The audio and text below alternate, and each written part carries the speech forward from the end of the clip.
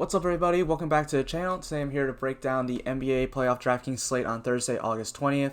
We got a big day at NBA Playoffs, the second day of the Game 2s, I guess you could say. We've had some upsets that have happened. We saw Brooklyn beat Toronto yesterday. We saw the Dallas Mavericks beat the Clippers yesterday. We saw Orlando beat Milwaukee 2 days ago, and Portland beat the Lakers 2 days ago. This whole bubble thing, no home court advantage, is definitely throwing in some variance into everything, and it's making everything really exciting and really interesting, and I think the series are a lot closer because of it. So I'm really liking the way this is going. It looks like we've got a lot of just really good series on our hands, except for maybe the Boston-Philly one, because Philly sucks. So outside of that, they all look really good. But we got to get into the plays for today. Before I do, if you're new here, make sure to leave a like on the video, subscribe to the channel, leave a comment, turn on notification bell. All those things really help me grow this channel. If you want to get into more of my content, you can subscribe to my Patreon. It's only $10 a month. You're gonna get for NBA. You're gonna get my cheat sheet with all the stats you need to know, along with projections for DraftKings, FanDuel, Super Draft, Fantasy Draft, Yahoo, and as well as a daily article, salary tier rankings, and cash core for and injury notes. So all that stuff for only $10 a month, and it's not just per one site; it's for all sites combined. So give that a check, give that a look. I already got the article for today up, and the projections will be coming out shortly after the video. So yeah, be sure to go check out that. If you want to follow me on social media, my Twitter is @DFSNateLane. My Instagram is @Natelane_. I'll put the I'll put the link in the description below, as well as Patreon's link as well. So yeah, be sure to go check all that stuff out. I think that's all I really got to say on that. So let's get into the players. Well, we're gonna start off James Harden once again. James Harden, 11,700. He didn't really have, a great game. I mean, he had a good game because it's freaking Harden, but he had 58 DraftKings points last game. He didn't get our 65 to 70 to 80 that we want from James Harden, but I'm still going right back to him. I mean, James Harden only had 3 assists last game, and he's averaging 7.5 on the year, and he averages 7.9 with Russell Westbrook off the floor, as well as a 44.7 assist rate with Russell Westbrook off the floor. So I'm not really too worried about that. If some of his teammates just knock down some more shots, he gets us to that, and he just gets 5 more points. He gets us to what we need to be at. So yeah, I want to go back to James Harden today. I think that is a very fine way to go. He's got a high usage rate without Russ on the floor. He has a 44.8 usage rate without Russell Westbrook on the floor, 44.7. I already said that assist rate. And look at that's just a huge bump for James Harden. I mean, you're just not going to find that usage anywhere. So I mean, it's just somewhere, you just got to attack every single day. Right now we have every day it's 4-game slate, and it's the same 4 games every single day.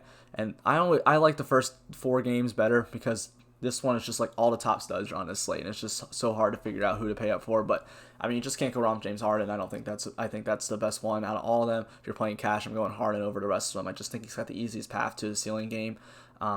Even though it is kind of a tougher matchup and a slow down pace against OKC, it's just that usage is so important. And we've seen Harden torch slow paced teams and stuff. And we saw him do it to Indiana a few weeks ago in the bubble. So yeah, I just don't think it's really that much of a big deal. Just get some Harden knock down a few more shots, get a few more assists, and we'll get right where we need him to. And I just don't have a doubt that that's going to happen. That he's just going to suck this whole series because of that. Up next, we got Malcolm Brogdon for the Indiana Pacers. They're playing the Miami Heat today. Malcolm Brogdon only got a $100 price up after the last game where he had 40 DraftKings points. I want to go back to him. I mean, Domantas Sabonis being off the floor allows Malcolm Brogdon to have a 28.6 usage rate and a 39.7 assist rate. That's up 3% on usage and up 5% on the assist rate. So I want to go back there.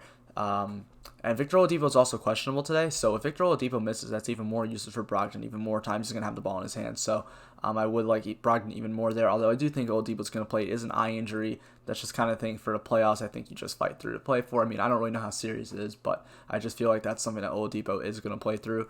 But anyway, I still like Brogdon either way. I think he's just going to have the ball in his hands a ton. No Kendrick. Well, I don't know. I don't really know who's playing for the Heat, if none will play or not. But if none doesn't play, it's just, better defensive matchup for Brogdon. So I do like Malcolm Brogdon a good bit here. I mean, just he only went up $100. I liked him a lot last game. I'm going to like him a lot this game. I think he should be able to get me 40 again, maybe even more. So yeah, I like Brogdon a good bit. Up next, we got the LA Lakers, and I'm actually interested in a good bit of them today. Alex Caruso. I mean, I probably won't play a ton of Alex Caruso, but for all you guys that love to just play the cheap guys that are going to play a ton of minutes, there's your guy today. He played 29 last game. I gave him 30 today. He's only 3,800. He's just going to play a ton of minutes. He is a very low point per minute guy. He's a .729 point per minute guy, and a very low usage player, but he'll get the job done at 30. If he plays 30 minutes, he'll get the job done at 3,800. Even if he only plays 25, like I mean, he should just like if you're playing cash, he's fine. If you're just just trying to cash in a tournament, even like I think Caruso's fine, but just not someone who I think really has the GPP upside to really get you all the way there. But yeah, I mean, there's just definitely some points to playing him. Next we have Anthony Davis, and yeah, Anthony Davis is someone I'm very high on again. I was very high on him last slate, and he had a good game, but he didn't have the ceiling game I was looking for. But I'm gonna go right back to him. I mean, the Lakers like they realize that they need big games from both AD and LeBron if they really want to go far in these playoffs. And like LeBron after the game was like, "Come on, Anthony Davis, you got to be bigger, you got to be better." So I expect Anthony Davis to come out like firing and just going all out in this game. And like everyone's really high right now on Hassan Whiteside after that fourth quarter run he had where he was blocking shots, doing great. But like Hassan Whiteside's still not good. He's still not a good defender. He cannot guard Anthony Davis off the dribble. So I'm not really worried about that. I'm not really worried about any matchup that Anthony Davis faced today. Whiteside is a good matchup. Nurkic is a good matchup. Wendy and Gabriel and Carmelo Anthony are definitely good matchups. So I'm not really too worried about any of that. Like I think Hassan Whiteside could be a big topic on today for DraftKings, but I'm not really too worried about him. So yeah, I think I do want to continue to go to Anthony Davis at 10,500. I think he's a very good play, and I think people are going to look to play the other three more personally, honestly. So I think Davis could be the lower owned one that ends up being huge, and I have seen multiple times where Anthony Davis is low owned and he just goes nuts. So I like the spot for him. Up next we have Danny Green at 3,900. And Danny Green burned everybody last time. He was trash. I mean, like he was just missing everything, wide open threes, just left and right, just trash. But I'm hoping that that's going to keep the ownership off him today. Like maybe they go to Caruso, or maybe they go to Andre Iguodala or Jay Crowder or something. Like leaves Danny Green lower owned. And these are the type of days when Danny Green actually hits. Like chalk Danny Green will never hit. Never. So 3,900 Danny Green. I mean, he's still a low point per minute guy and a low producer, but if people are going to be going to other values, I'll pivot back to Danny Green just because I know people are pissed off at how he burned him last time. I mean, he was trash. And so was KCP, and I didn't put KCP in the video, but both of them were just so bad, like shooting, and they were missing like wide open threes. So the regression's coming for them. I mean, they're both really good 3-point shooters. I mean, it's coming. Like you can't I wouldn't expect them to just miss every single three forever, So it may not be this game, but they'll get back to hitting shots. So yeah, LeBron James 10,900. Yeah, I mean LeBron just is great. I mean, he had 20 something points, 17 assists, 15 rebounds. It might have flipped those last two, but something like that for LeBron last game. He was absolutely insane. And Danny Green and KCP just hit some shots. I mean, like, imagine. Anyway, LeBron really good, 10,900. He's coming out. He was going crazy last game and they lost. So I mean, imagine what he's gonna do today. He's gonna try to go even crazier. Just absolutely insane of a player. He comes out there, does everything for you. I mean, there's just nothing I can say that's bad about LeBron. It's a pace-up spot for the Lakers. A nice line for the Lakers. Portland's bad defense. So yeah, I mean, Gary Trent was on LeBron James all game, and Gary Trent's a good defender, but he didn't do much. So yeah, LeBron James, very very good play in my opinion. Up next we have the Miami Heat I'm interested in. I just feel like DraftKings just doesn't give the Miami Heat players salary prices any thought. I mean, Bam Adebayo and Butler both barely went up. Bam went up 100 after dropping 46 fantasy points. And I still love the spot for Bam Adebayo. He goes up against Miles Turner in Indiana. In Indiana is a good defense and a slow pace, but Miles Turner is his really main matchup. Man, I need to change that. And Miles Turner is a very good shot blocker. He's an elite shot blocker in the league, definitely for sure. He's great. He's a great rim protector, someone you want down there. He's very valuable. But he's a very bad rebounder. He doesn't get a ton of rebounds. I mean, usually when Indiana is there, Sabonis is the one getting most of the rebounds. So yeah, Bam Adebayo has a nice rebound advantage there, and Miles Turner is really not a great perimeter defender. He's not bad. He's not I can't even think of anyone off the top of my head, but there's Steven Adams. He's just a terrible, that's just next team I see. Just a bad perimeter defender. Turner's not terrible, but he's not really that good either. And Bam has a good mismatch there and should be able to take him off the dribble pretty easily. And who else are they going to put on Bam Adebayo? They're not going to sit out there and just put Victor Oladipo on him. They need to have size on Bam. So I think it's a good matchup for him to have. I do like Bam Adebayo 7,500. I think he should have another really good game. And I also love Jimmy Butler at 7,900. He went up $300. At least he went up $300, not just $100. And Jimmy Butler, so Kendrick Nunn didn't play last game, which I thought was surprising. I didn't expect him to get a DNP, and honestly, nothing that Eric Spoelstra said leads me to believe he's going to play again. So right now I have Kendrick Nunn projected for 0 minutes, and with Kendrick Nunn off the floor and Goran Dragic on the floor, Butler gets a nice usage bump of about 3%, I believe. Yeah, 3.8% usage bump with Nunn off and Goran Dragic on. So I do think that Jimmy Butler, that's why he was able to do so well. I mean, I think that's interesting that like Kendrick Nunn's usage goes straight to Jimmy Butler, but it does. So yeah, I mean Butler, I love that spot. I love that. I think that's sneaky about him that like yeah, he went off the other day, but no one expected Kendrick Nunn to not play. So like I didn't put that into my projections last time, but today I did, and Butler's looking really good.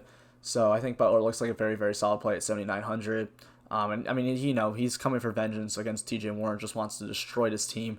And I mean, Jimmy Butler in the playoffs is usually really good. He's just always more motivated, it seems like. So I think he'll get up to around 8,500 like mid playoffs here in a week or two. So yeah, I think Butler's good. You want to buy him while he's still cheap. Then we got Jay Crowder and Andre Iguodala. I mean, I'll just pair them together. They're both cheap plays that both played 25 minutes last game. I mean, I think Crowder might get a little more today. If he plays, Crowder's questionable, so be on the lookout for that. If Crowder misses, Olynyk probably starts, and then he becomes a pretty solid option. But yeah, Jay Crowder, $4,000.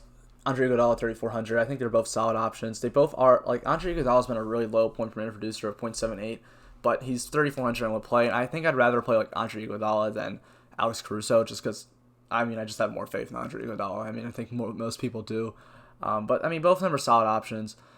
I mean, we need some value on this slate, and you just got to find some, and I think those are some of the value you got to go to. Next, we go to Milwaukee Bucks. They're playing Orlando, and Milwaukee lost to Orlando. That's crazy. I still can't believe that. I mean, I just cannot believe they lost that game, but they did.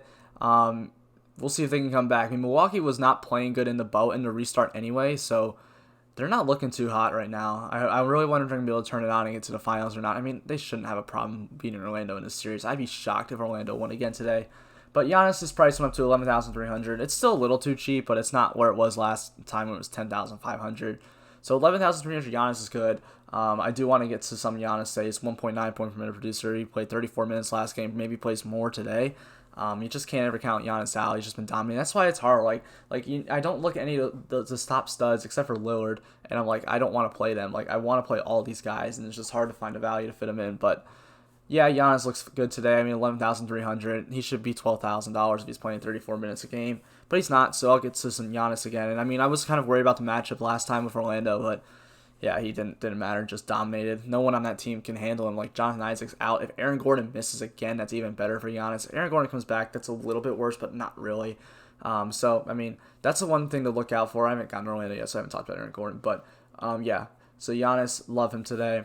Eric Bledsoe, 5,300. It's just too cheap. I mean, he's going to play about 30 minutes this game, and it's not like a great matchup for Eric Bledsoe or anything. It's a pace-down spot against Milwaukee. The line's not great for him. Good defense, but he's 5,300. He'll play about 30 minutes. He's a 1.14 point per minute guy. He's a good cash play. Someone who will get you there. He'll get the points. He'll just get you there. So, I mean, he does have some upside, but...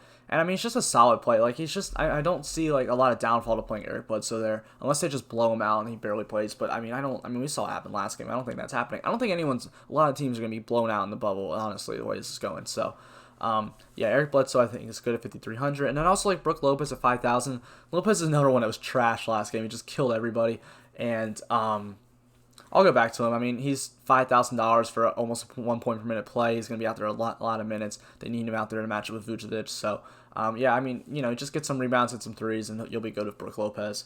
Chris Middleton is 7,200. I have him in for 32 minutes right now. I mean, Middleton's fine. I mean, he's just priced, like, right, I guess. He didn't have a good game the other game. He shot the ball terribly. It is a tougher matchup for Middleton, but I doubt he'll be highly owned at all today. He was pretty high owned last game, and today I doubt he is. So I think Chris Middleton's a fine option to go to, just as someone who has the ceiling, who could hit you the upside. Up next, we got the OKC Thunder. Shai Gilgeous-Alexander is $6,300, and that's just way too cheap for SGA. He's probably going to be chalky today, but, I mean, SGA, like, in the bubble, outside of, like, one really good game, he hasn't really done much, and it's just kind of been, like, But I know that the talent's there, and I know the ceiling is there for SGA, so I do like to go back to him. If he is chalky, I think there are some points to move off of him, especially when you have just other players on his team who are, like, playing really, really good at the guard position, so... I think Shai Gilgeous-Alexander is a good play today, a good cash play for sure. I mean, he's a good GPP play too, but if he's going to get really chalky, there are ways to get off of him in my opinion, but I still like going to him. Chris Paul at $8,000. I have him in for 38 minutes. He played 37 minutes last game in a blowout. So, I mean, I'm not worried about his minutes. He probably played on pace for like 39 to 40 minutes that game. And, I mean, I love Chris Paul today. I just love Chris Paul anyway. He's $8,000. It does look a little bit expensive for Chris Paul at this point, but I don't hate him. He's got a safe floor. He hasn't like had bad games. It's a great matchup. Houston, one of the fast-paced teams in the league. Is a positive line for OKC. They're a bad defense, really bad against point guards in general. So I think Chris Paul grades out really well for me right now. At $8,000, I just don't see like any way he hurts you, and he does have a ceiling to really put you over the edge. 1.16 point per minute guy. I think Chris Paul looks really good. Dennis Schroeder at 5,500 is someone that Schroeder was terrible last game. He had 6 points. That was a bad one. That was a rough one for me. I had a lot of Dennis Schroeder on Tuesday, and he only had 6 DraftKings points, and he shot like I think 2 for 12 from the field. I mean, regression's going to come back to him. It's still a great matchup, great pace-up spot, and Schroeder's a more faster-paced player anyway.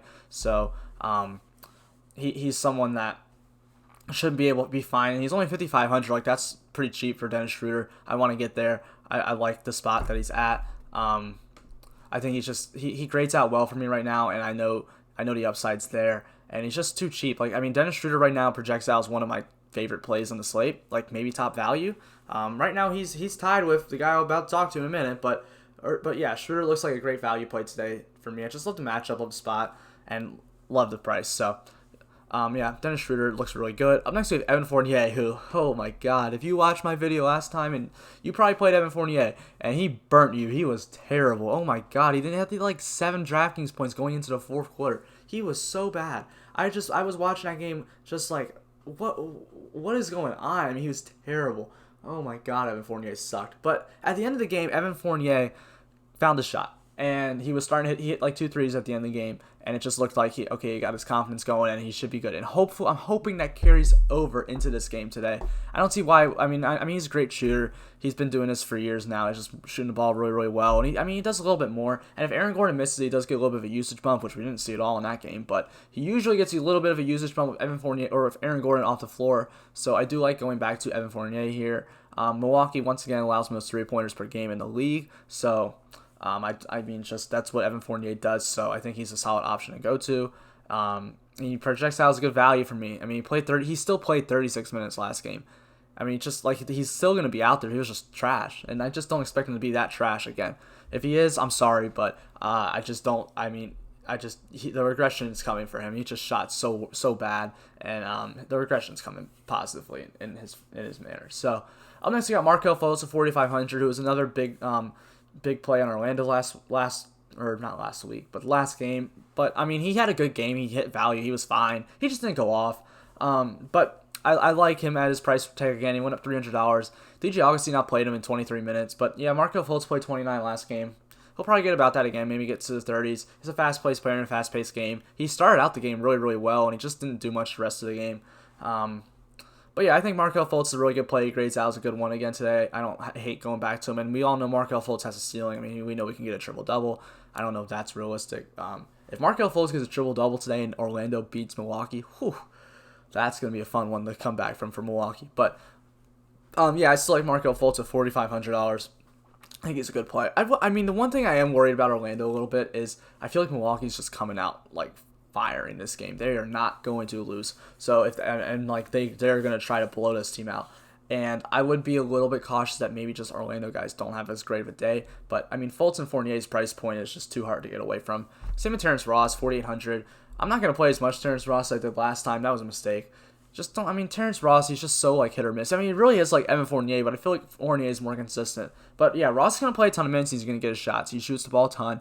Good 3-point shooter. Again, Milwaukee allows a ton of threes. Terrence Ross, one of those guys, if he gets hot, he's going to go off. But if he doesn't, he'll have an okay game. He was doing really bad for a while, but in that game, he ended up pulling it through at the end. But I think Terrence Ross still a good play. I wouldn't call him like a core play. I'd still have him behind Fultz and Fournier. But he's still a solid option today. Then we got Nikola Vucevic at 8,800.